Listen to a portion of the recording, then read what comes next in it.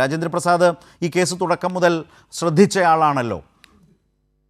ഇന്നിപ്പോൾ ആഭ്യന്തരമന്ത്രി, വിജിലൻസിൻ്റെ കൂടി ചുമതലയുള്ള ആഭ്യന്തരമന്ത്രി രമേശ് ചെന്നിത്തല മാധ്യമങ്ങൾക്ക് മുമ്പിൽ വന്ന് പ്രഖ്യാപിക്കുകയായിരുന്നു മുഖ്യമന്ത്രിക്കെതിരായ ആ കേസ് ഈ സർക്കാർ പിൻവലിച്ചിരിക്കുന്നു എന്ന്. സ്വീകാര്യമാണോ സർക്കാർ നിലപാട് താങ്കളെ സംബന്ധിച്ച്? കേരള ഗവൺമെൻറ്റിന് ഒരു കാരണവശാലും ഇതിൽ ക്ലീൻ ചീറ്റ് കൊടുക്കാനുള്ള അവകാശമില്ല. FCRA ലംഘനം, വിദേശ നാണയ വിനിമയ ചട്ടം, ഈ കേസ് അന്വേഷിക്കാനുള്ള ഉത്തരവാദിത്വം ആർക്കാണ്? കേന്ദ്ര ഏജൻസിക്കാണ്. അതേപോലെ വിദേശത്ത് പോയി പിരിവ് നടത്താനുള്ള അനുമതി കൊടുക്കേണ്ടത് ആരാണ്? കേന്ദ്ര ഗവൺമെൻറ്റാണ്. ഈ രണ്ട് കാര്യങ്ങൾക്കും അനുമതിയില്ലാതെ വിദേശത്ത് പോയി നടത്തിയ പിരിവാണ് വി.ഡി. സതീശൻ്റെ അഴിമതി ആരോപണം, വി.ഡി. സതീശനെതിരായിട്ടുള്ള അഴിമതി ആരോപണം. അതിൻ്റെ വീഡിയോ, വിദേശത്ത് പോയി പിരിക്കുന്ന വീഡിയോ ഞങ്ങൾക്ക് കിട്ടിയിട്ടുണ്ട്.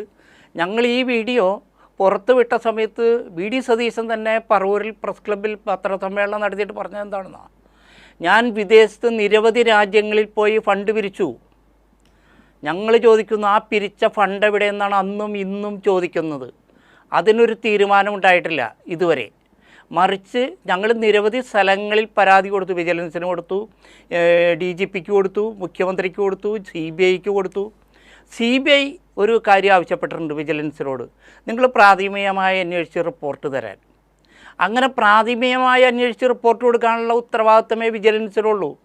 ക്ലീൻ ചീറ്റ് കൊടുക്കാനുള്ള അവകാശം അവർക്കില്ല.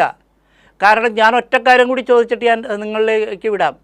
ഗൾഫിലൊരു അറബിയുടെ പണം കേരളത്തിലൊരാൾ മോഷ്ടിച്ചു. കേരളത്തിലെ പോലീസ്, രമേശിൻ്റെ പോലീസ് അന്വേഷിച്ചിട്ട് അയാളൊരു കുറ്റവാളിയല്ല എന്ന് പറഞ്ഞാൽ ആ കേസ് തീരുമോ? അതേപോലുള്ളൊരു സ്വഭാവമുള്ള കേസാണ് ഈ കേസ്. കേന്ദ്ര ഏജൻസിയായ CBI അന്വേഷിക്കേണ്ട ഒരു കേസാണ്. അതാണ് അവസാനം വിജിലൻസ് ശുപാർശ ചെയ്തിരിക്കുന്നത്.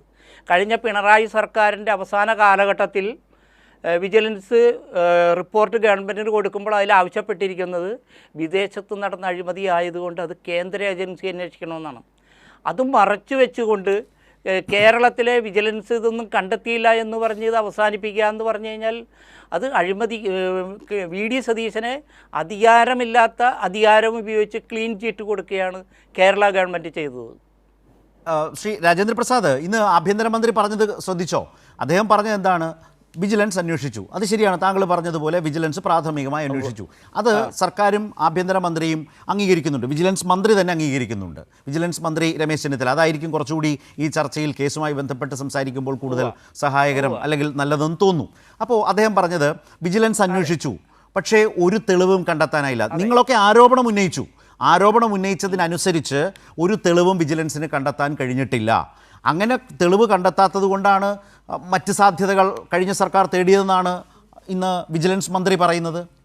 ഞങ്ങളൊരു കാര്യം ചോദിക്കട്ടെ, ഇതിൽ ജെയ്സനും പഴയ മരിച്ചുപോയ പി രാജു MLAയും ഞാനും, ഞങ്ങൾ 3 പേരുമാണ് ഇതിൻ്റെ പരാതിക്കാർ.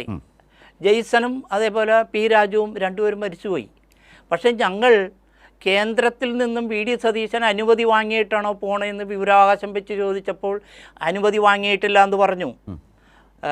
അതേപോലെ FCRA ലംഘനം, ഇതെല്ലാം ഞങ്ങൾ വിജിലൻസിന് ചൂണ്ടിക്കാണിച്ചിട്ടുണ്ട്.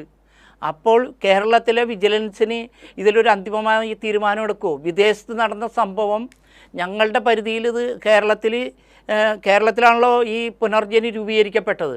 അപ്പോൾ കേരളത്തിലെ ഈ പുനർജനിയുമായി ബന്ധപ്പെട്ട് എന്തെങ്കിലും നടന്നിട്ടുണ്ടോ എന്നാണ് ഇവർ പരിശോധിച്ചേക്കണം.